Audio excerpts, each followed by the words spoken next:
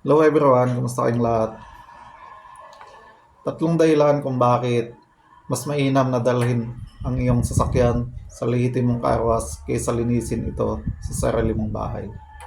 Una, professional cleaning. Ang mga lehitimong karwas ay may mga professional na kagamitan at mga special na chemical para linisin ang iyong sasakyan ng maayos. Ang kanilang mga tauhan ay may sapat na kaalaman sa tamang pamamaraan ng paglilinis, kaya masisiguro mong ang iyong sasakyan ay hindi masisira habang nililinis. Pangalawa, preservation ng paint. Ang mga professional na carwash ay may mga produkto at technique na nakatuon sa pangangalaga ng pintura ng iyong sasakyan.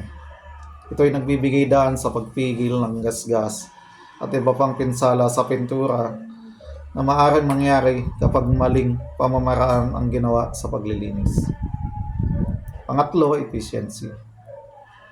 Sa carwash, maaari mong iwanan ang iyong sasakyan habang ikaw ay gumagawa ng iba pang bagay. Sa halip na gastusin ang oras at lakas sa paglilinis, maaaring maglaan ka ng oras sa iba pang mga gawain na mahalaga sa iyo.